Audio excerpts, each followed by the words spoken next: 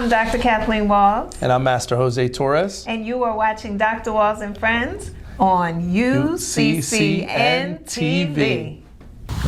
My purpose is, and my passion's name. Can I get through this? Can I find my way? Though the road is long and the mountain high, I will journey on, live my greatest life, yeah. Dr. Walls and Friends, Dr. Walls and Friends, Dr. Walls and Friends. Y'all already know it's going to be a good one. Welcome to Dr. Walls and Friends. I am your host, Dr. Kathleen Walls, and I am here with the master himself, Master Jose Torres. How are you doing today? I'm doing well, Dr. Walls. How are you? I am great. It's so now I've known you for, goodness gracious, over 10 years now. I can't believe it. Yeah. Because your little one wasn't even in existence yet. Correct. Right. Correct. Yeah, that's right. And now he's 12. He just turned 12. Goodness. So it might have been before that. It was. We were about 15 years, I think. Yeah, it's been a minute. Yeah. So, all right, y'all. So now you get a chance to know him. So I want to introduce you to the audience. I have had a love for martial arts ever since I was little. Okay. All right. So back, people who are Philly bound, Channel 48, there used to be. Yeah. Right? On Saturdays, Kung they Fu used theater. to. Yep. He act Come on. like he know everybody That's right. love Kung Fu fighting. So, right. So, Yeah. Now, how in the world did you get interested in martial arts? Oh my God. So it's funny because I was very fascinated with Chuck Norris and Bruce Lee. But Bruce Lee was it for me, you know, at that time when I was younger. So it was around 1982. I was probably about 5 or 6 years old. Okay. And whenever the movies would come on, I would start kicking and punching, you know, around the house. And I think my mom was afraid of me breaking stuff. Okay. You know, so what she did was a friend of hers at a job that she worked at knew that there was a Korean Tong Sudo school, so Korean karate, that was maybe a town over from us. Okay. Hamilton's Karate was the name of it. Yes. So she had signed me up, and I started. I was a real little guy, you know, and I fell in love with it. Like, it was like the greatest thing. You know, I feel like everything people have, you know, throughout their life, there's that one thing that they can say, hey, you know, I fell in love with this thing. This thing gave me power. This thing inspired me. Yes. And I was just fascinated with people that they could make their body do those things and kick and punch and be strong. You know, I was probably very clumsy at that time. I was not very good at it. You know, I was not the best student at all.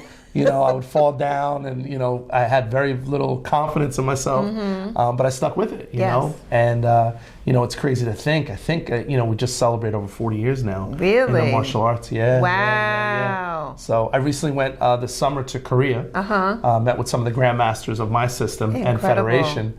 And I haven't even publicly announced it, but I'll do it here on the show. Is that I officially tested and promoted to Knife Dan in Tong Sudo. Yes, come on now. Thank you very much. So yeah. That's amazing. Yeah, so it's been a long journey. It's been a very, very long journey, continuous. You know, I didn't stop. I know some people have a tendency, especially as we get older. You know, there's the lives take over, kids take over, family take over, and you know, they're I take a 10-year break from martial arts. I've always continually done it, you know. And you stayed within the same school system? Yes and no. So I trained with Master Hamilton for probably about 20 plus years.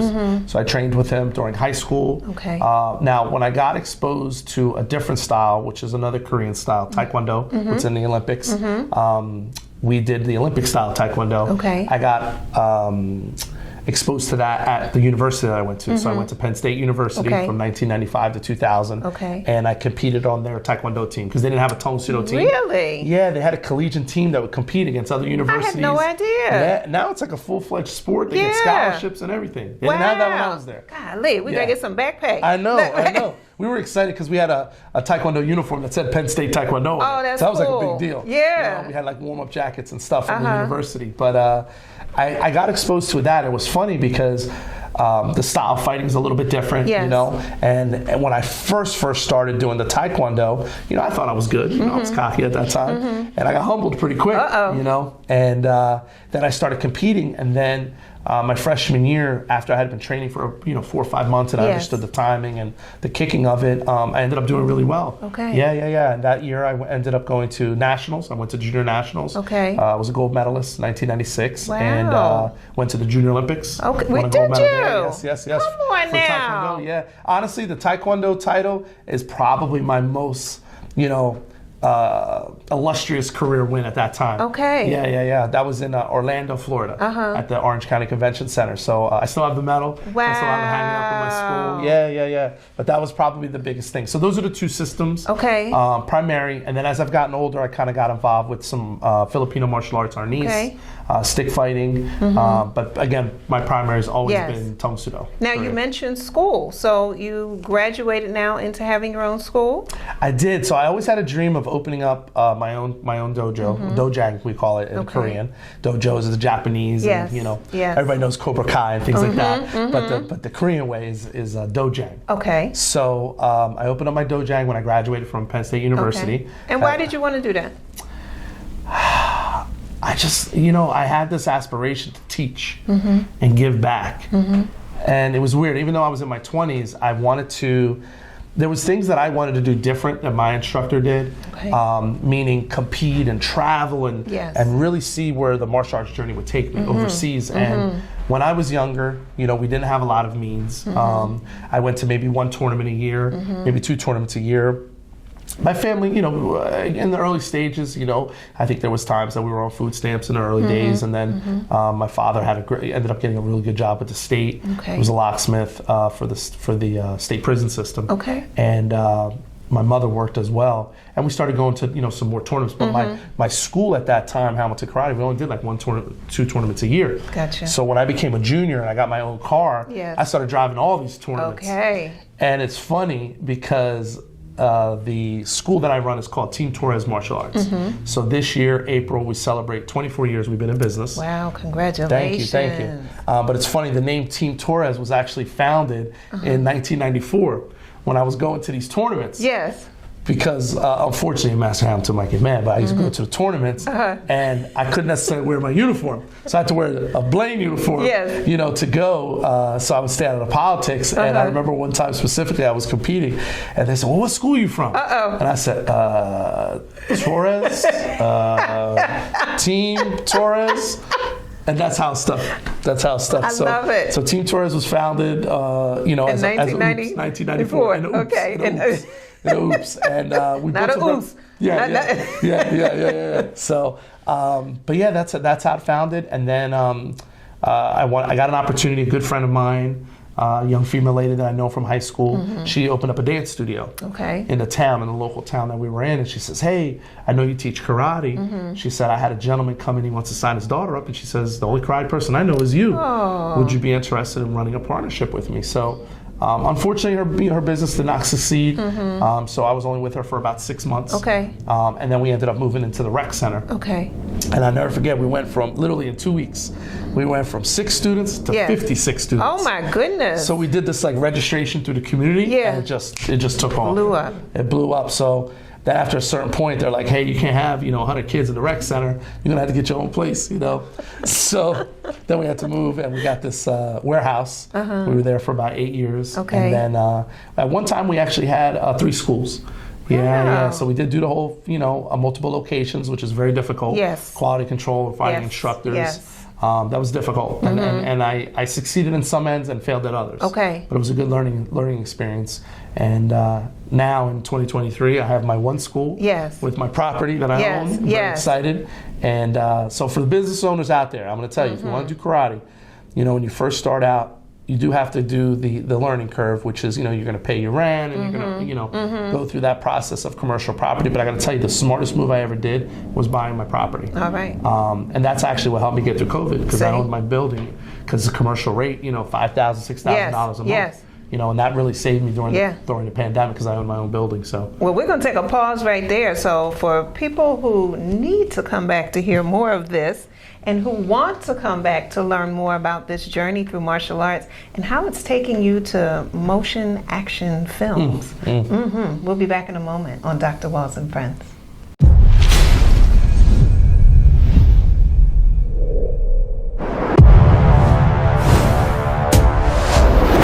that. You quitting? Just like that. It's not like being a plumber or working for the fire department. I don't do it now. I never will. The girl, That'll be up to her.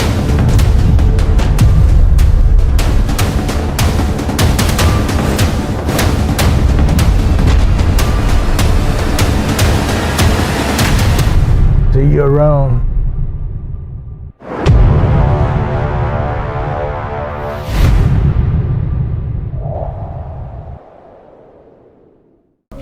Welcome back to Dr. Walls and Friends. We are here with the master himself, Jose Torres. And now you were talking about the transition from pre-COVID to COVID, through COVID, Yeah, right? yeah. So let's talk about that. You have a martial arts studio. That's not something you generally can do online. Correct. How did you navigate this COVID? I got to tell you, I was scared like every other business owner. And I remember when they officially, it's craziest story. We had went to the Netherlands right before President Trump had shut everything down.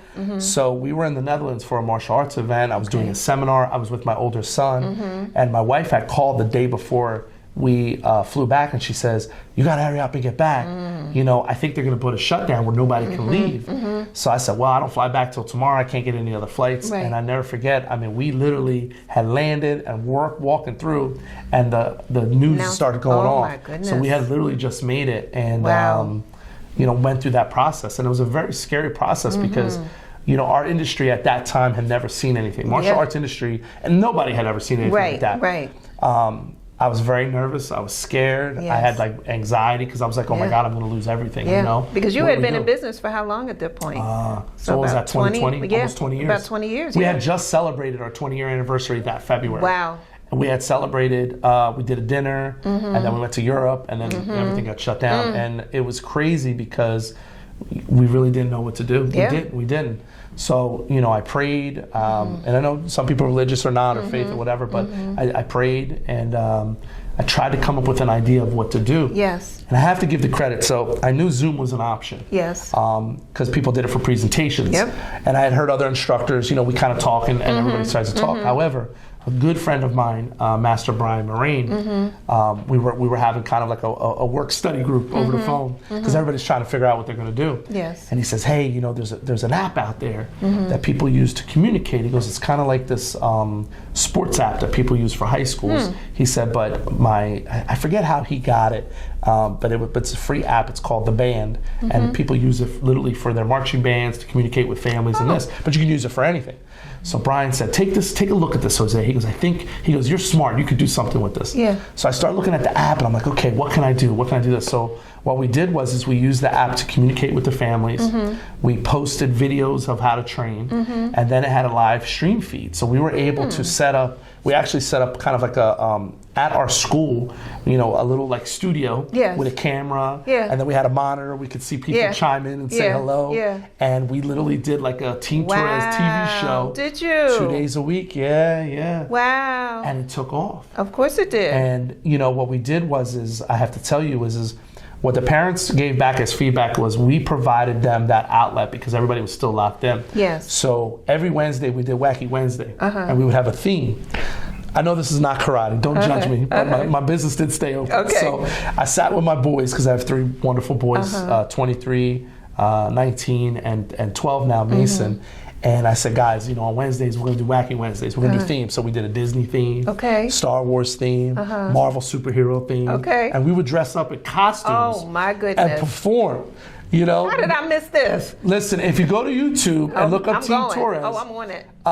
and it was funny because I make the boys do stuff. So Ryan at the time was kind of communicating back, going back and forth because he was still at Penn State. Yes. So they kind of locked him in at that point. Yeah. They didn't come home. Yeah. So poor AJ is my middle son. He was dressing up. So AJ was Darth Maul. We put a costume on him. Mr. Personality. AJ was Guardians of the Galaxy, Oh, Star-Lord. Mason was Black Panther. Oh, we put a costume goodness. on him. I mean, the stuff we did Oh, to I keep can't the wait to kids see this. entertained was just, Yes. we did it, but the families loved it. And I got to tell sure. you, I was so blessed. I did not lose any students during the COVID pandemic. They kept paying. We kept providing. Go you. And we just stayed. And I think that's what it was, because I think some instructors, a lot of the old-time instructors felt uncomfortable putting themselves out there. Yeah. Because that's what you're doing. You're putting yourself out there. Way out. That's not the norm. Yes. But what we did was we still did our training, you know. Yes. One day would be flexibility, then the other day would be karate. We would keep the classes between 25 minutes to 30 minutes, because that's about as much as they could watch. Yep. And we did it 2-3 times a week, and we were grinding. Yeah. You know, every class just doing it. Hey guys, how are you? Yeah. Being animated. Yes. You'd be depressed. Yes. But we were just animated. Yes. And I think what got them through, and I have to tell you, there's a young lady, I'm gonna give her a shout out. Her name's Molly Claus. Okay. So Molly shared something with me. So she was from one of those other locations that I used to have. Yes. That school shut down. Yes. We were not able to reopen it. Molly kept training with us online. And she said, you know, Master Torres, she says, you know, I was getting, you know, kind of depressed like the kids were in this. She said, but you kept me engaged to tune in every Tuesday, Wednesday, Thursday to see what craziness you guys do. So, and she's an older girl. Now this year, she's a senior. So she's one of those kids that came through at a tough time, high school transition. And Molly just recently got a scholarship to Central Michigan Division I for field hockey. I was a field hockey player. Oh my God, yes. really? Oh yes. my God, yeah. Yes. All right, Molly, way to go. Yes, so Molly's going to Central Michigan for field hockey, Fantastic. and she says it all the time. She's like, Master Torres, I don't know if I would have made it without you. Wow. You know, kind of always makes me feel, you know, special. Yeah. So, but that was what we did. We used that app as best as we could. That app, as best as we could. And then we did a tournament on the app. So we used to have masters. Like, there's a way that you could do it where you could post videos. Yes. So they would post videos, and then you know how you comment on like Facebook or whatever. Yep. I organized for these masters from their houses to basically watch the video and then give a score, 8.2. Oh, nice. So they would do it live. Very interactive. We tried. So we did 2 in-house tournaments over the pandemic. Wow. Online, which was crazy. Wow. Through this app. Yeah. That's incredible. Yeah. So. Wow. Unbelievable. But it's crazy to think that we, you know, that manifested the way that Exactly. Exactly. So now I'm thinking you have gotten in front of the camera, very animated, and increasing your comfort. And now all of a sudden we have this film. Let's show the people a little something that little you have little Killer X. Little Killer X. Yeah. Now, how did this martial arts piece come to pass? You're not gonna believe me.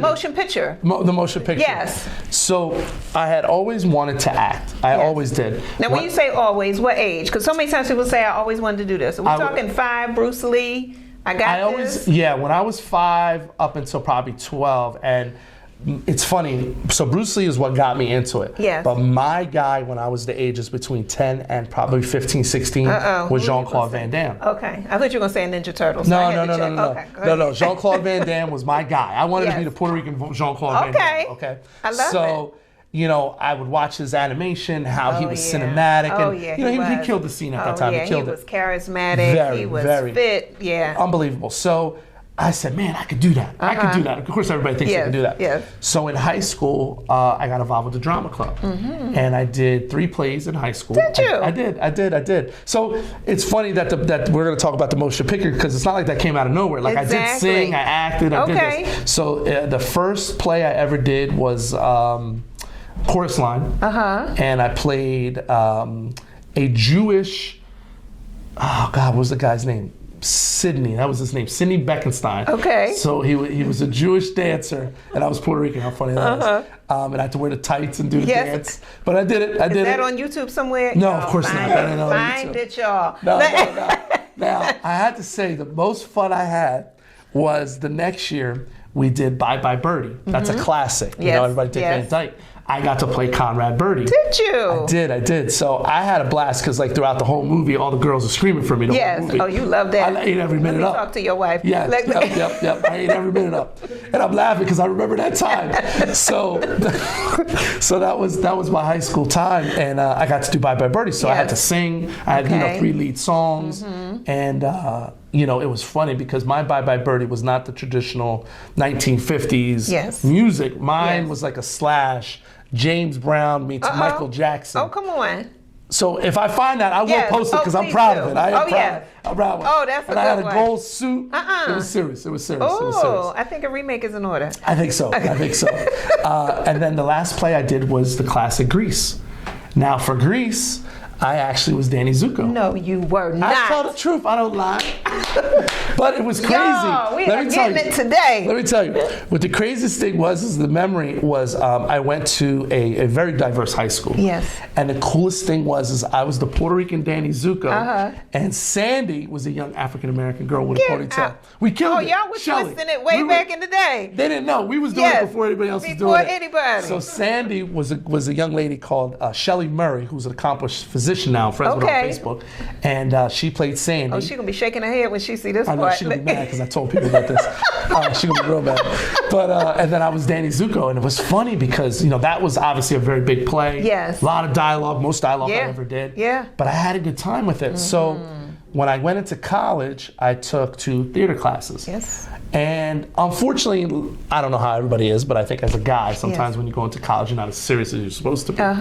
And I never forget my one professor who she pulled me in. She had to talk with me. Yes. She said, Mr. Torres, you need to take this class serious. You need to do this, And she was from Broadway, so she had done some Broadway. I think her name was Cynthia. I don't know the last name. But we had a big monologue. Her name was Viola Davis. No, just probably, right? Cynthia about the song. I think that was her name. So we had to do this big monologue thing. So I had to do a monologue, and then we had to do this 2-person set that you had to do, and that was our final. So going into the monologue, I didn't do a lot of stuff that I was supposed to do, so I had to blow the monologue out. And in the monologue was something like they give you an idea, and then you have to kind of do it, like somebody died or whatever. And I brought it after she had yelled at me. So I made myself cry. I did this whole thing, and I never forget. She said, "That was great, Jose. That was great." So I said, So then she had talked to me, and she says, "You really should think about something. What do you want to do?" So then we did this other 2-piece set, which I had a great time. And I apologize for my theater people out there. I don't remember, but it is a famous play or movie where it's like a professor and a girl accuses him of something with the grades, and it was like some flirtatious thing.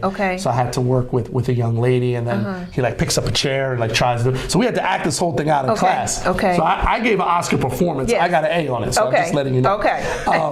So at that point, I said, man, I want to move out to Cali when I finish. I want to act. A lot of people don't know the story. Wow. But then everything tends to change, And at that time, I was dating a wonderful woman who is my wife, since 2001. We've known each other since we were in high school. Her name is Colleen. And we kind of did things a little bit different. Normally it's supposed to be marry, house, kid.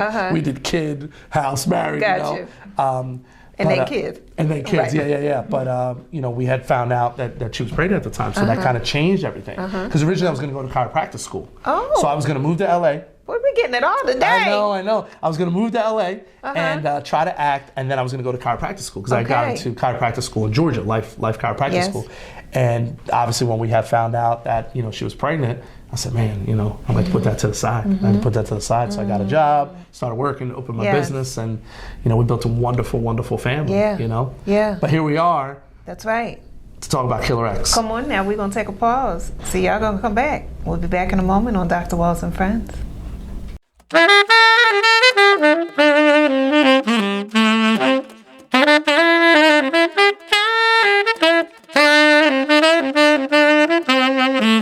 Hey, welcome to the Adventures of Froggy T and Bunny, a hip-hop tale.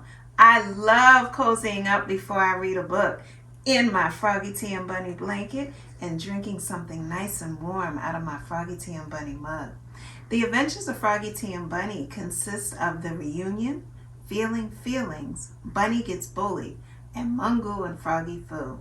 All of the books have been designed to help with social skills, coping skills, and increase emotional intelligence. All of the books have a glossary at the end and also some activities. Be sure to check out froggytandbunny.com for more. Welcome back to Dr. Walls and Friends. I don't know whether not to call you Danny. I don't know whether not to call you.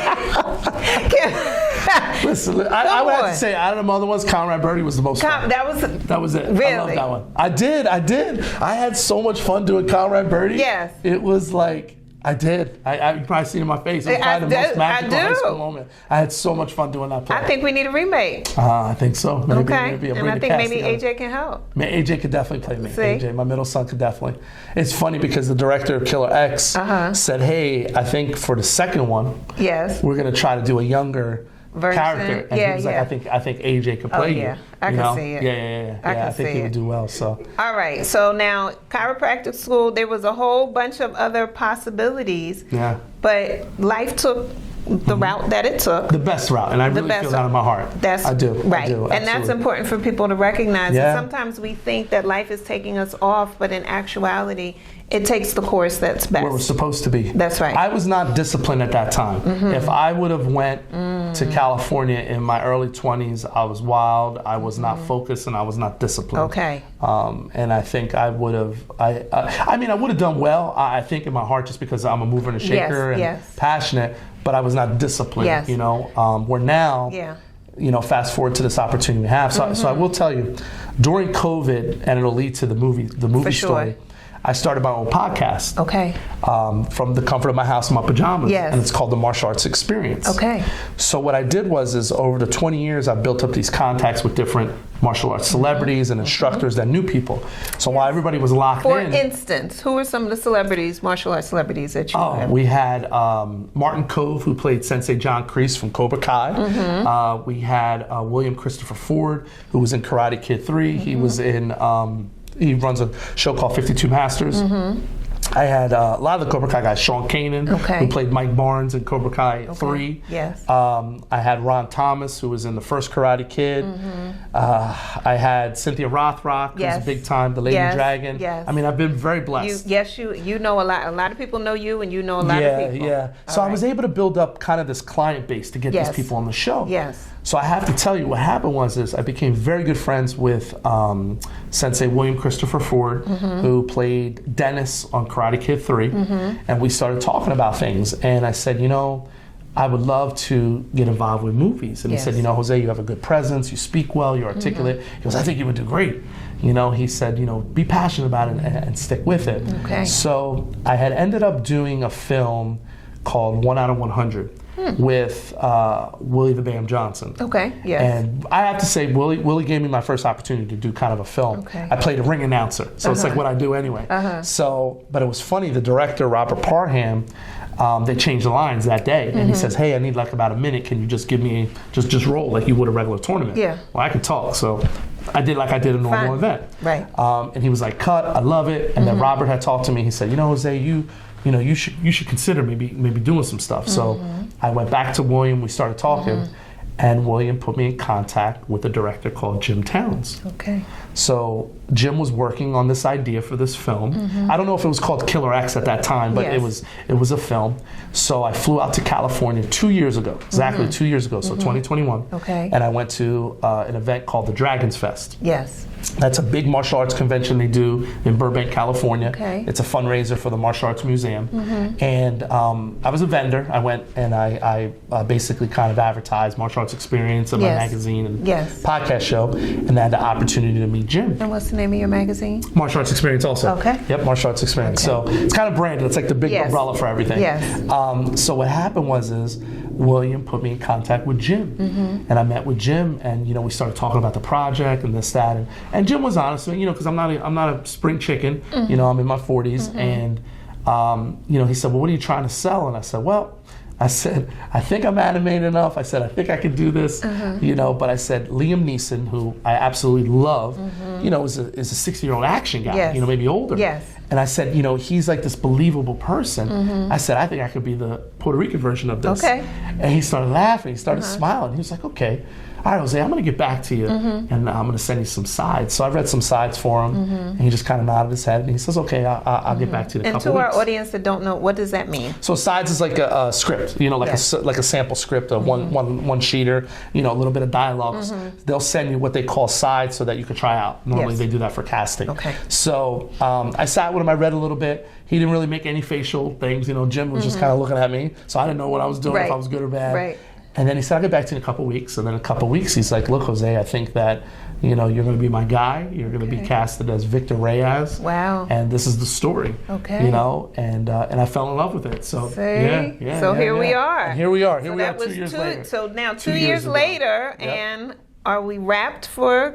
We just officially wrapped actually on Monday. Right. This past Monday. We had to Right. do some reshoots. Okay. We filmed, our principal photography was in June. Hot as anything. Worst time to film, but maybe next year we'll do it in the cooler time. Yes. But we ended up filming principal photography, but we had some issues with some of the actors coming in logistically. So we had to wait for the one actor who just came in. So if anybody knows the classics Bloodsport and Kickboxer and Lionheart, in Kickboxer the main villain was the character Tong Po. Yes. Had the long ponytail. Everybody remembers he's kicking the wall. He was vicious. He was vicious. He was. So he's played by a gentleman called Muhammad Kisi. Yes. Years ago, he used to go by Michelle Kisi, in Hollywood. So he was on my podcast show. Yes. We hit it off, and I asked, Muhammad, said, "Hey, we got this movie. Do you want to be part of it?" And he said, "Yeah." He said, "Yeah." So he came out, and I got to tell you, we did this iconic fight scene. We have some dialogue, so I was honored to work with him. Yes. And then actually, my son Ryan got to do a scene with him as well. That's amazing. Yeah. That's amazing. Now, we haven't talked about your boys, and we're going to come back to the film. Are they all involved with martial arts? Do they have the same passion and love for it like you do? So they are all three involved in martial arts, but like every children that I think other people raise, you raise them all the same way, but they all come out different. That's right. So all three of them train. All three of them have black belts. Okay. Now my oldest son, he actually just got his master's, his 4th degree. Okay. And he's kind of more of the chief instructor of the school now. Okay. He's doing a lot of the day-to-day. Fantastic. He's doing very well. Okay. My middle son is in college, so he's a college athlete. He goes to Ursinus College. He plays men's soccer. Okay. So he's pretty busy during the fall semester, so he's not too involved. All right. And then Mason's the wild card because Mason is probably a better athlete than the first two at this point. Plays for these academy level soccer teams. Yes. But I think he tries hard so he doesn't have to do karate. Gotcha. That's what it is. He tries hard so he doesn't have to do karate. And, he excels so he doesn't have to do karate. Gotcha. And that's the deal. He's like, "Oh, Dad, I can't come to karate because I have practice." And I'm like... So that's where we're at, Okay. But he is doing well. I actually think he is probably the best soccer athlete out of them at this time. Yes. And our game plan is probably for him to go to prep school, play soccer, and then hopefully play in college. But he's good too. Yeah, all three of them are good. They're really good martial artists. Probably Ryan is probably my best technician. Yes. He's very good with the weapons and his forms. Yeah, he's excellent. Oh, thank you. AJ's my fighter. AJ we have some crazy stories with him fighting in tournaments. But that's his thing. Okay. And Mason is like my pretty boy. What I mean? Mason doesn't want to be bothered. So. Okay. Now, acting. Do you see it in any of them? So all right. So Ryan, I think looks amazing on camera. He's put on a lot of weight, muscular weight. I did not recognize him. He has a look. He has a very distinct look. He speaks well. He carries himself. He moves well on camera. I think the camera gravitates to him. Yes. I think he's going to do a couple more movies, but I don't know if he's going to pursue a career in it. So as we kind of grow and get other projects, I think he'll be involved with it. Okay. My middle son, AJ, wanted nothing to do with the movies. Okay. He was not leaving the campus. He didn't want to be part of it. Although I forced him. Yes. They needed a soccer coach to basically say sub to get somebody out, so I was able to get AJ into that. All right. But Mason, my youngest, they were going to end up casting someone else, and I got Mason to try out for it. Very good. So Mason actually plays my son in the movie. Oh, what is that like for you? It was funny because it was very natural for us, but I appreciate how Mason carries himself. Yes. And he does have almost like a Disney-esque type of animation when he talks.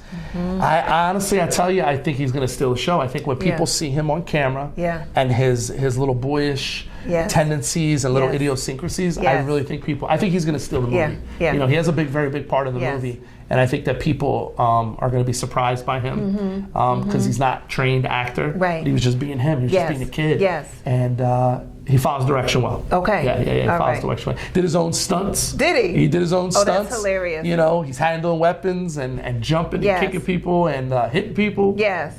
So I think a lot of people are going to be impressed with him. Yeah. And I'm glad that you said that, because now you're combining your loves together Right, in right. this movie. What's that like for you to be first a martial artist, but as you've just shared with us, you've had this desire for acting all along? You know, Dr. Wells is so surreal, and I don't want to sound corny, and I don't want to, you know what I mean, but it's so powerful that it's so hard to put in words, you know, because Yeah. this is like a dream come true. Yes. And if the movie, you know, makes it or doesn't make it, I feel it won't dilute anything in the process, because it's been such an amazing journey from Yeah. learning a script, 75 pages of dialogue, 7 to 8 fight scenes, getting the opportunity to actually coordinate the fights. That was amazing. You know, I hadn't done that before. Obviously, I performed before, but not Yes. in that Yes. for the behind the camera. And then having my boys involved at a family type event, Yeah. very powerful. It was a lot of firsts. Yes, you know, it it was a was. lot of firsts, and you know, very special to me. So it's so surreal to be able to say, well, I feel this way, because Yes. I honestly don't know. Yeah. I'm kind of like, it feels like I can't believe this is happening. So okay, let's just go for the ride. You know Yeah, what I mean? yeah, That's yeah. really what I feel like, because I don't know. I feel in my heart, I think Killer X is going to do well. Yes. I think I know it's going to get distributed. Yes. I think it's going to be out there, and I think it's going to be a little surprise hit that people are going to be like, wow, Okay. this is a good movie.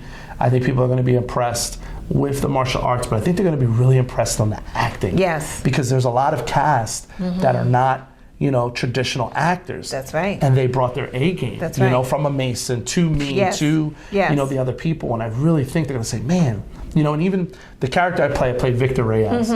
So Victor, the Killer X story is I play a retired assassin who's a married man now with kids, a son and a daughter, and he's Okay. married to a wonderful Spanish woman Yes. who's played by Jessie Groover. Okay. She's Philadelphia. All right. And Philadelphia native. And what happens is my ex-girlfriend from my assassin days, who's a Russian assassin, Yes. wonderful actress Elena Churanova. Elena was phenomenal. So she's my first leading lady I ever Okay, had. okay. And kudos to her, because without her, she like used to settle me when I was nervous, and she was just a great, great woman to work with. Okay. My ex-girlfriend comes back in my life, and this is on IMDb. You can look at it, so I'm not giving anything away, but she ends up coming back to my life, and Yes. I'm retired. Yes. I'm a soccer coach and a regular dad. Okay. And she comes back into my life because I'm one of the only few people that she trusted. Yes. So now my world gets thrown back into this chaos, and I'm trying to protect my family, but still care for her, you know, and walk this very fine line, Yeah. which is what you're going to see in the movie. Yeah. You know, so Victor's faced with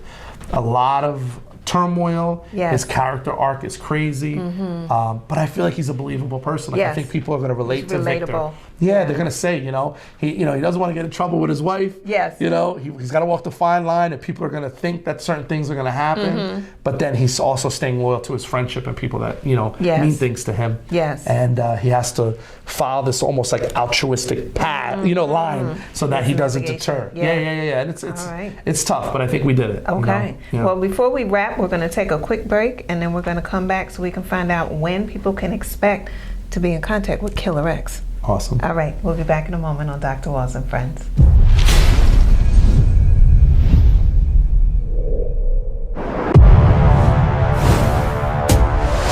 Just like that. You're quitting? Just like that. It's not like being a plumber or working for the fire department. If I don't do it now, I never will. The girl, That'll be up to her.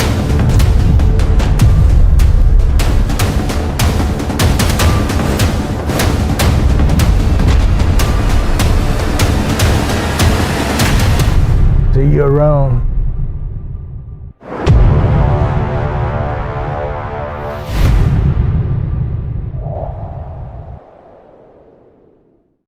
Welcome back to Dr. Walls and Friends. And before the break, we were talking about the summary of Killer X and what people can expect. Now they're wondering, when can they expect this? And also, who do we need to give shout outs to? Because you didn't do it all by yourself. No, I did not.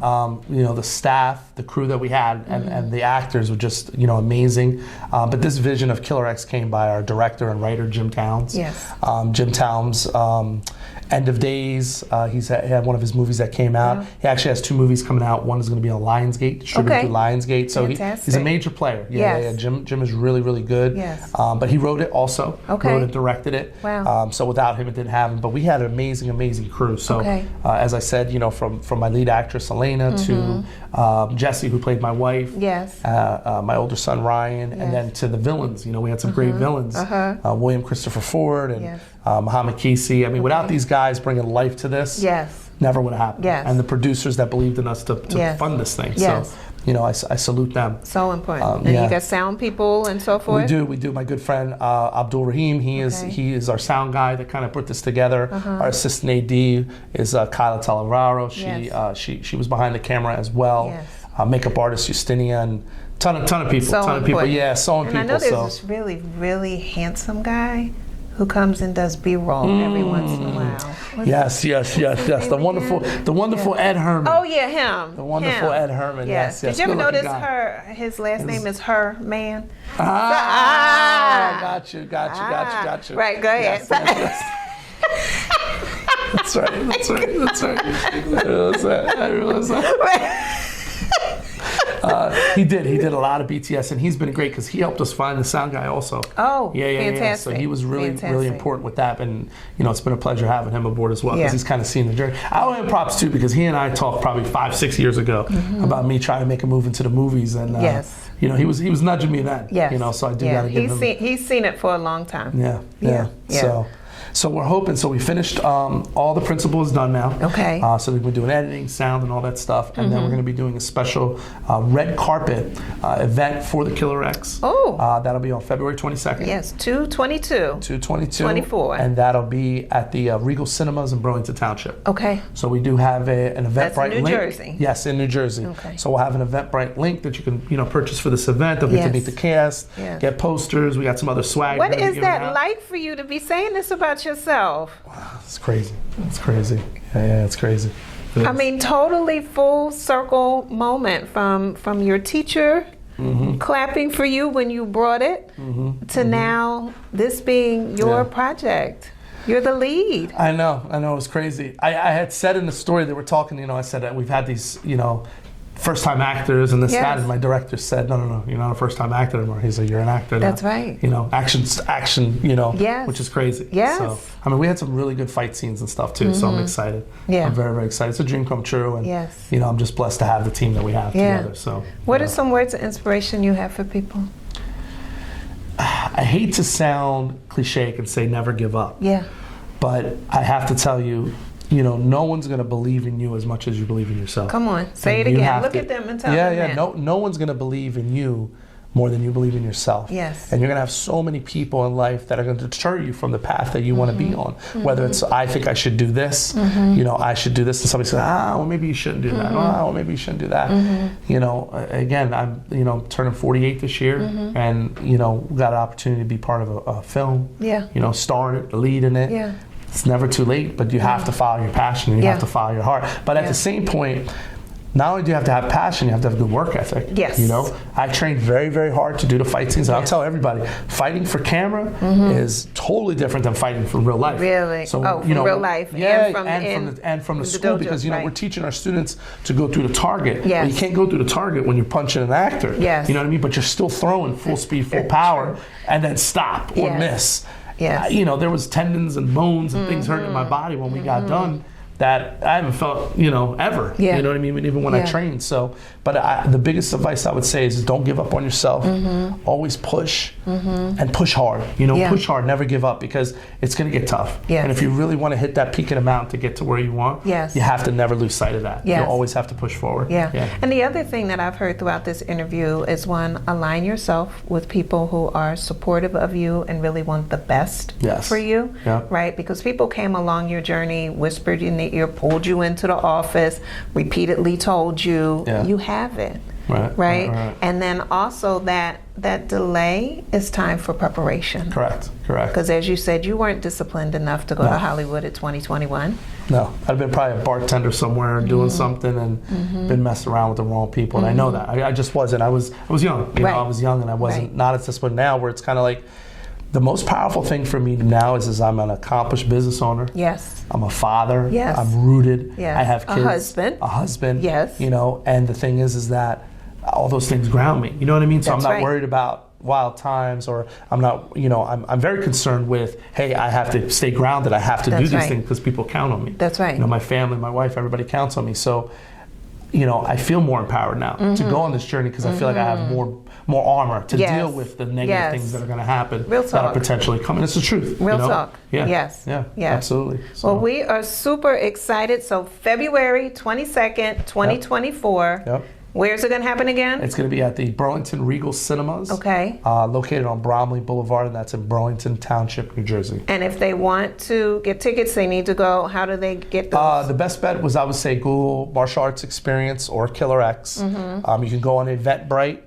You can also go on our Instagram, Martial Arts Experience, and that's Martial Arts Experience with an X. So it's XPER, not EX. Okay. You know, also our Facebook and our TikTok also has the information for the ticket sales. Fantastic. Yep. Well, I thank you so much for your time. Oh, thank you so much. It's always a pleasure. Oh, yes. Absolutely. Yes. And you have some great projects coming up too. I do. Yeah. I have so many. Unbelievable. Yes. So, and we're going to talk about one in a few. So, you know what?